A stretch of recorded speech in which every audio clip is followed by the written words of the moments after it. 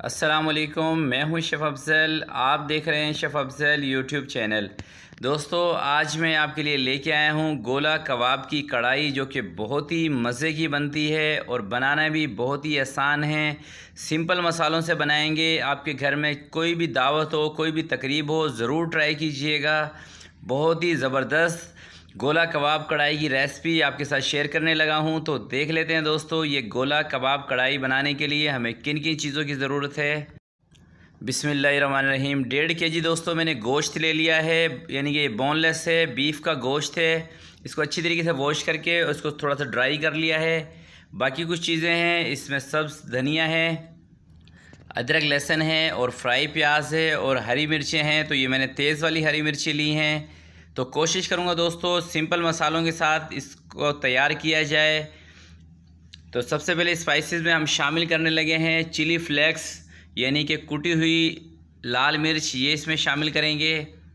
1 tablespoon red chilli powder, ये भी 1 table spoon. धनिया कुटा हुआ ये शामिल करेंगे। हल्दी शामिल करेंगे। ब्लैक पेपर शामिल करेंगे।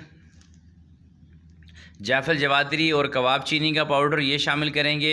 नमक शामिल करेंगे। ज़ीरा कुटा हुआ भुना हुआ ये शामिल करेंगे। इससे बहुत ज़बरदस्त इसका फ्लेवर आएगा। और अच्छी तरीके से इसको मिक्स करके अब इसको चॉपर में मैंने अच्छी तरीके से बारीक कर लेना है। अगर जो आपको थोड़ा सा मोटा कीमा पसंद हो तो आप थोड़े से मोटे कीमे के भी दोस्तों ये कबाब बना सकते हैं। बस एक चीज़ का आपने ख्याल रखना है कि गोश्त के अंदर पानी नहीं होना चाहिए, ड्राई होना चाहिए।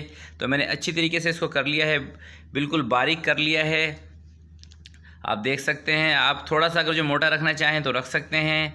तो सारा का सारा दोस्तों कीमा मैंने चॉप कर लिया है।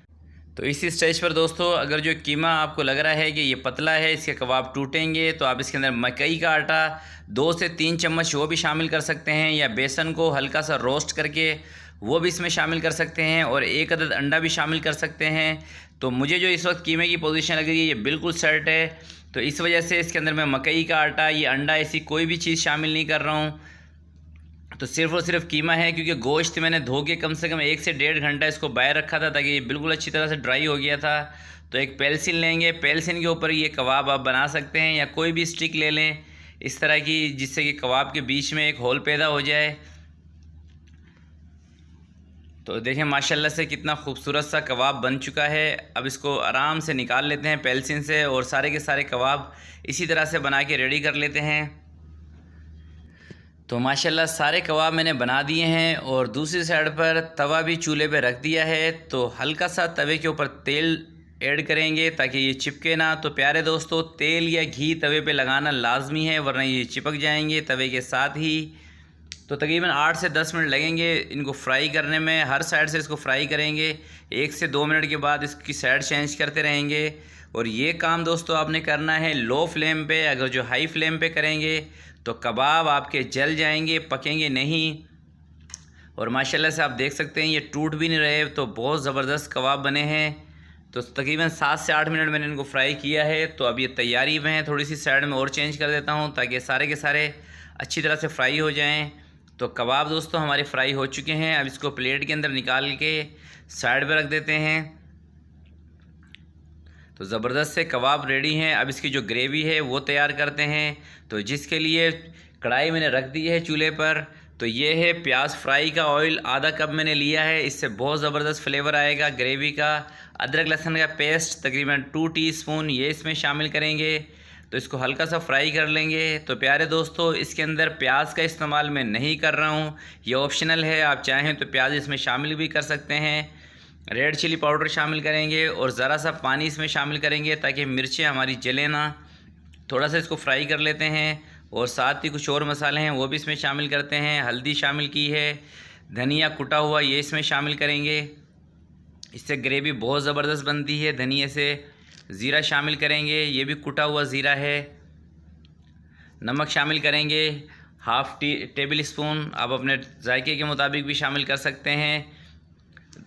2 से 3 मिनट तक इसको थोड़ा सा फ्राई कर लेते हैं। उसके बाद टमाटर की प्यूरी मैंने बना के रखी हुई है वो इसमें शामिल कर देंगे। तो थोड़ा सा मसाले को भून लेते हैं, और उसके बाद इसमें हमने टमाटर शामिल करने हैं।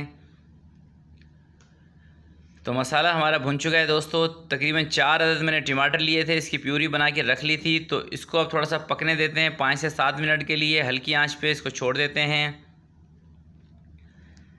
तो माशाल्लाह से टमाटर हमारे पक चुके हैं। तकरीबन 5 से 7 मिनट मैंने इसको पकाया था। अब इसके अंदर हमने शामिल करनी है दोस्तों दही। तो दही भी इसके अंदर ज़रूरी है। तो 1 कप है मेरे पास दही का, ये इसमें शामिल करेंगे।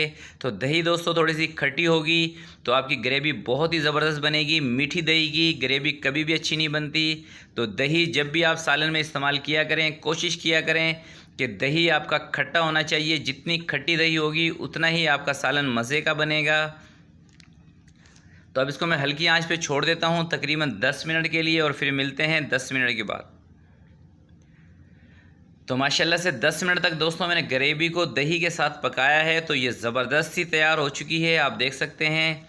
अब इसके अंदर 1 कप के करीब पानी शामिल कर देंगे ताकि थोड़ा सा इसको हम ढीला कर लें। थोड़ी सी टाइट ग्रेवी बन चुकी है। और अब इसके अंदर कबाब जो कि हमने फ्राई करके रखे हैं ये शामिल कर देंगे। अच्छे तरीके से इसको मिक्स करेंगे और इसको हमने छोड़ देना है दम के ऊपर। 3 से 4 हरी मिर्ची भी मैं डाल देता हूँ और 5 मिनट के लिए इसको दम देते हैं। तो 5 मिनट दोस्तों इसको मैंने दम दिया है। तो माशाल्लाह से गोला कबाब कढ़ाई बहुत ही ज़बरदस्त तैयार हो चुकी है। फ्लेम को ऑफ़ कर दिया है। तो अब इसके अंदर हमने बारबेक्यू का जो टच है वो देना है। उसके लिए कोयला मैंने रेडी किया हुआ है। एक छोटी सी कटोरी इसके बीच में रखेंगे, कोयला रखेंगे और 5 मिनट के लिए कोयले का दम देंगे। तो इससे बहुत ही ज़बरदस्त फ्लेवर आएगा। माशाल्लाह 5 मिनट कोयले का दम दिया है और ज़बरदस्त खुशबू गोला कढ़ाई के अंदर से आ चुकी है। और माशाल्लाह से आप देख सकते हैं दोस्तों कितनी ज़बरदस्त हमारी कढ़ाई बनी है। आप इसका लुक देख लें कितना ज़बरदस्त है। और मुझे उम्मीद है देखने में ये जितनी खूबसूरत लग रही है खाने में उससे भी ज़्यादा मज़े की होगी। तो प्यारे दोस्तों ये रेसिपी आपको अच्छी लगी हो तो प्लीज़ इसको ज़रूर लाइक कीजिएगा। अपना बहुत बहुत ख्याल रखिएगा, अपने वालिदैन का ख्याल रखिएगा। अल्लाह हाफिज़।